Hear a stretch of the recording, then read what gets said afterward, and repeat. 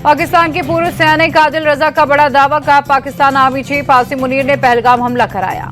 आदिल रजा ने कहा पुलवामा के वक्त आईएसआई का डीजी था आसिम मुनीर। पुलवामा हमला भी पाक आर्मी चीफ के ऑर्डर पर ही हुआ था। जवाबी कार्रवाई के डर से घबराए पाकिस्तान की गीदड़ भभकी, कहा भारत जैसा करेगा वैसा हम भी करेंगे, हम पर हमला हुआ तो बुरा हश्र होगा। पाकिस्तान के विदेश मंत्री इशाक डार ने दी न्यूक्लियर हमले की धमकी, कहा भारत अगर मिसाइल छोड़ता है तो हम भी छोड़ेंगे। पाकिस्तानी रक्षा मंत्री ख्वाजा आसिफ ने भी भारत को चेताया, कहा भारत अगर हमला करेगा हम भी हमला करेंगे, हम पर अटैक हुआ तो भारत के लोग महफूज नहीं रहेंगे। भारत के एक्शन के बाद पाकिस्तान में खलबली, प्रधानमंत्री शहबाज शरीफ ने की राष्ट्रीय सुरक्षा कमेटी की बैठक। आईएसआई चीफ और तीनों सेनाओं के प्रमुख मौजूद रहे। शहबाज शरीफ ने सिंधु जल समझौता रोकने के भारत के फैसले को खारिज किया। बोले पानी 24 करोड़ लोगों की लाइफलाइन, पानी रोकना भारत का एकतरफा फैसला, इसे युद्ध जैसा माना जाएगा। जवाबी कार्रवाई के डर से पाकिस्तान ने भारत के लिए अपना एयरस्पेस बंद किया। एनएससी की बैठक में वाघा बॉर्डर को भी बंद करने का फैसला। एनएससी की बैठक के बाद प्रेस कॉन्फ्रेंस कर पाकिस्तान ने दी शिमला समझौता खत्म करने की धमकी। सार्क वीजा को रद्द करने पर 48 घंटे के अंदर हिंदुस्तानियों को लौटने का अल्टीमेटम। पाकिस्तान में भारत के सिर्फ 30 राजनयिक ही रहेंगे, बाकी के राजनयिकों को 30 अप्रैल तक भारत लौटना होगा। पाकिस्तान ने भारत के साथ सभी कारोबार पर लगाई रोक। पहलगाम हमले के बाद सीसीएस की मीटिंग में हुए फैसले पर अमल शुरू। भारत सरकार ने सभी पाकिस्तानी नागरिकों के वीजा किए रद्द। पहले से जारी वीजा 27 अप्रैल तक ही वैध। पहले से जारी मेडिकल वीजा 29 अप्रैल तक मान्य। तय डेडलाइन से पहले पाकिस्तानियों को भारत छोड़ने का अल्टीमेटम। पाकिस्तान गए भारतीयों से तुरंत देश लौटने की अपील। पहलगाम आतंकी हमले पर पीएम मोदी का बयान, आतंकियों ने मासूमों को बेरहमी से मारा, पहलगाम हमले से पूरा देश दुखी है। पीएम मोदी ने कहा साजिश करने वालों को उनकी कल्पना से बड़ी सजा मिलेगी, आतंक के आकाओं की कमर तोड़ कर रहेंगे। मोदी ने कहा आतंकियों की बची खुची जमीन को मिट्टी में मिला देंगे, भारत आतंकियों की पहचान करेगा, ढूंढ कर मारेगा। पीएम मोदी बोले देश के दुश्मनों ने भारत की आत्मा पर अटैक किया, किसी ने अपना भाई, किसी ने अपना जीवन साथी खोया, दोषियों को जवाब देंगे। पीएम मोदी ने 2 मिनट का मौन रखा। पहलगाम आतंकी हमले में मारे गए लोगों को दी श्रद्धांजलि। राष्ट्रपति द्रौपदी मुर्मू से मिले केंद्रीय गृह मंत्री अमित शाह, पहलगाम आतंकी हमले की पूरी जानकारी दी। कल श्रीनगर जाएंगे सेना प्रमुख जनरल उपेंद्र द्विवेदी। सिक्योरिटी को लेकर हाई लेवल मीटिंग के बाद पहलगाम में हमले वाली जगह जाएंगे आर्मी चीफ। सर्वदलीय बैठक के बाद सीएम उमर अब्दुल्ला बोले पहलगाम में मासूमों पर हुए हमले से बहुत दुखी, दोषियों पर कार्रवाई के लिए हम प्रतिबद्ध हैं। उमर अब्दुल्ला बोले जम्मू कश्मीर के लोगों के साथ भेदभाव न किया जाए, सभी राज्यों से जम्मू कश्मीर के छात्रों की सुरक्षा की अपील। विदेशी राजनयिकों के साथ केंद्र सरकार की मीटिंग। अमेरिका, चीन, जापान समेत कई देशों के राजनयिकों को दी गई पहलगाम हमले की जानकारी। पहलगाम आतंकी हमले पर गृह मंत्रालय में हाई लेवल मीटिंग। गृह सचिव गोविंद मोहन, आईबी डायरेक्टर और रॉ प्रमुख हुए शामिल। कल पंजाब के फिरोजपुर में बीएसएफ जवान ने गलती से बॉर्डर क्रॉस किया, पाक सैनिकों ने डिटेन किया। आंखों में पट्टी बंधी, बीएसएफ के जवान की तस्वीर आई सामने। जवान को छुड़ाने के लिए पाक रेंजर्स और ऑफिसर्स के बीच फ्लैग मीटिंग। जम्मू कश्मीर में आतंकियों की तलाश हुई तेज, एनआईए और सीआरपीएफ ने चलाया joint search operation. Jammu Kashmir के डिप्टी सीएम सुरेंद्र कुमार चौधरी बोले सड़कों पर उतरे कश्मीरियों ने दिखाया कश्मीर कभी भी आतंकवाद के साथ नहीं, कश्मीरी नहीं चाहते बेकसूर लोगों की जान जाए। पहलगाम आतंकी हमले की सबसे नई तस्वीर आई सामने। फोटो में घुटने के बल जमीन पर बैठे दिखे पर्यटक, सिर झुकवाने के बाद आतंकियों ने मारी गोली। पहलगाम हमले में शामिल स्थानीय आतंकी आसिफ शेख की तस्वीर सामने आई। हमले में कुल 3 पाकिस्तानी और 2 स्थानीय आतंकी शामिल थे। पहलगाम हमले के बीच दिल्ली स्थित पाकिस्तानी हाई कमीशन के बाहर केक लाने पर सवाल, उच्चायोग का कर्मचारी केक लाते दिखा। भारत में पाकिस्तान सरकार का एक्स अकाउंट ब्लॉक, आईटी मंत्रालय ने एक्स से की थी खाता बंद करने की अपील। पहलगाम आतंकी हमले के बाद बड़ी कार्रवाई। भारत ने दिल्ली में पाकिस्तान के टॉप डिप्लोमेट साद अहमद वराइच को किया तलब। पर्सन नॉन ग्रेटा घोषित होने पर भारत छोड़ने को कहा गया। पर्सोना नॉन ग्रेटा होने पर राजनयिक भारत में नहीं रह सकते। अमृतसर में अटारी बॉर्डर पर सुबह से पसरा सन्नाटा। भारत सरकार ने अटारी चेकपोस्ट को बंद करने का लिया फैसला। पाकिस्तानी एक्टर फवाद खान की फिल्म अबीर गुलाल पर लगा ग्रहण। भारत में नहीं होगी रिलीज, सूचना एवं प्रसारण मंत्रालय ने दी जानकारी। दिल्ली में पाक उच्चायोग के पास बीजेपी का विरोध प्रदर्शन। पहलगाम आतंकी हमले के खिलाफ सैकड़ों की संख्या में उतरे लोग। दिल्ली में कांग्रेस वर्किंग कमेटी की बैठक। खरगे, सोनिया, राहुल मौजूद। बैठक में पहलगाम आतंकी हमले को लेकर बात। कांग्रेस कार्य समिति की बैठक की शुरुआत से पहले पहलगाम हमले में मारे गए लोगों को दी गई श्रद्धांजलि। खरगे, सोनिया, राहुल समेत सभी नेताओं ने 1 मिनट का मौन रखकर दी श्रद्धांजलि। 25 अप्रैल को देश भर में कैंडल मार्च निकालेगी कांग्रेस। पहलगाम हमले में जान गंवाने वालों को दी जाएगी श्रद्धांजलि।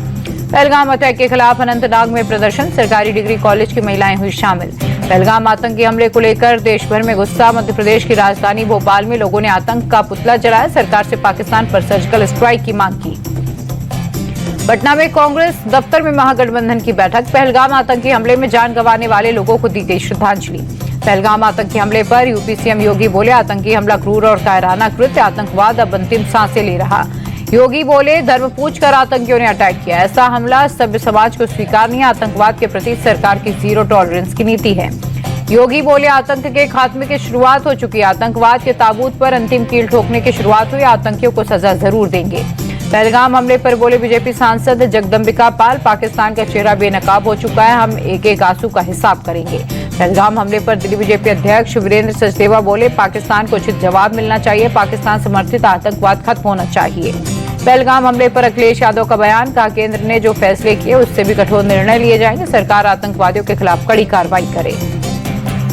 अखिलेश यादव बोले, आतंकवादियों का कोई धर्म नहीं होता, आतंकी घटना से किसी भी पार्टी को राजनीतिक फायदा नहीं उठाना चाहिए, हम सरकार के हर फैसले के साथ हैं। असदुद्दीन ओवैसी ने की पहलगाम हमले की निंदा, कहा आतंकियों ने जानवरों से ज्यादा गिरी हरकत की, उम्मीद करते हमारी सरकार जान गंवाने वालों को इंसाफ दिलाएगी।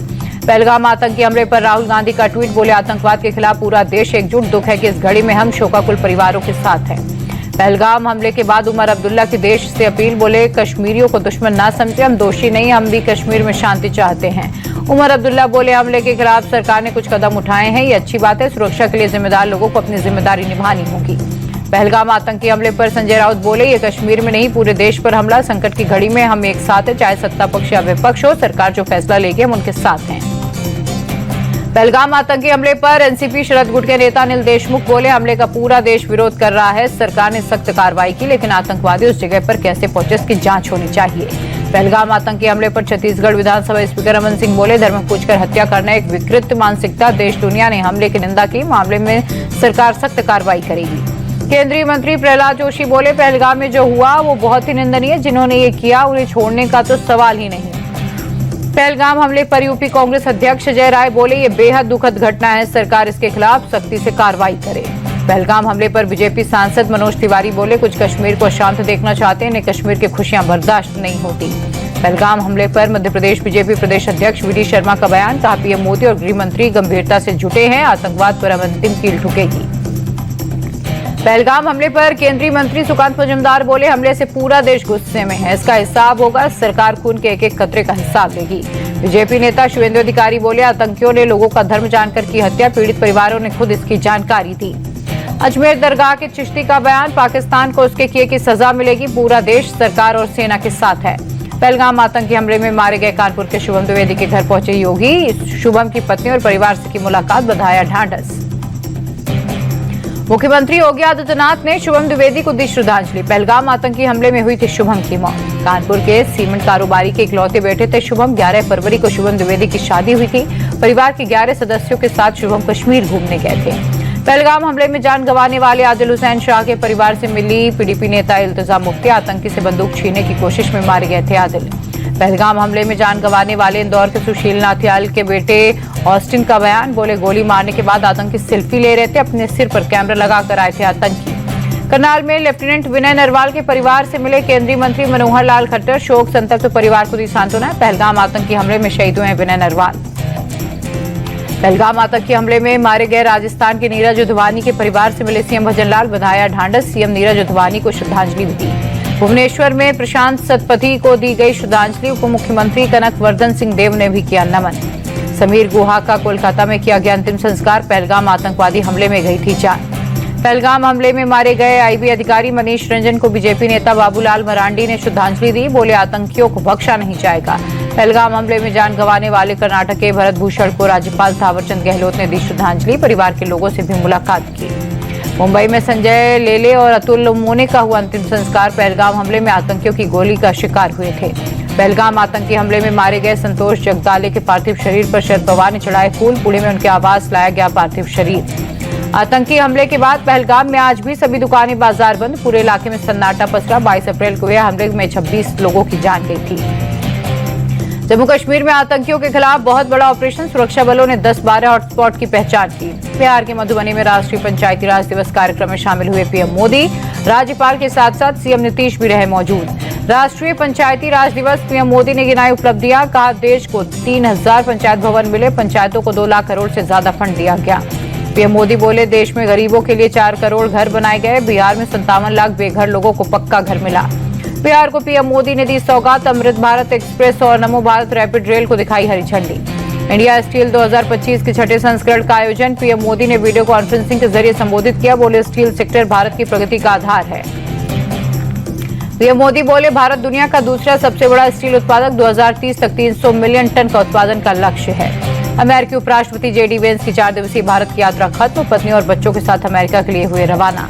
भारतीय नौसेना की बड़ी ताकत, आईएनएस सूरज से स्वदेशी गाइडेड मिसाइल का सफल टेस्ट, समंदर के अंदर टारगेट को तबाह करने का अभ्यास किया। मुंबई हमले के मास्टरमाइंड ताबू राणा की अर्जी खारिज, पटियाला हाउस कोर्ट ने परिवार से टेलीफोनिक बातचीत की याचिका ठुकराई।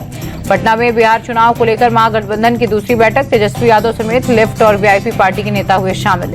दिल्ली के सीएम रेखा गुप्ता ने लोक निर्माण विभाग की बैठक की, लोक निर्माण मंत्री प्रवेश वर्मा समेत अधिकारी रहे मौजूद।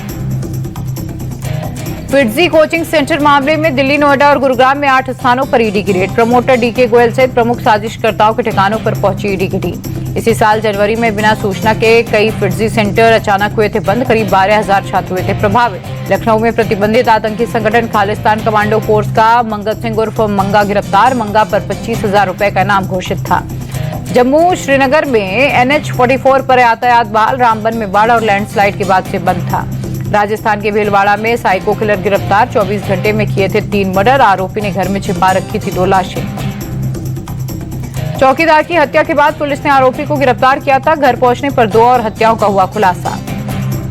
लगातार 7 दिनों की बढ़त के बाद आज शेयर बाजार गिरावट के साथ बंद, सेंसेक्स 315, निफ्टी 82 अंक लुढ़का।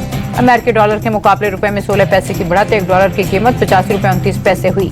सोने की कीमतों में 160 रुपए की गिरावट, 24 कैरेट सोने का रेट 98,340 रुपए हुआ। 26 अप्रैल को ईसाई धर्मगुरु पोप फ्रांसिस का अंतिम संस्कार होगा। भारत ने राजकीय शोक का ऐलान किया, सरकारी इमारतों में आधा झुका रहेगा तिरंगा।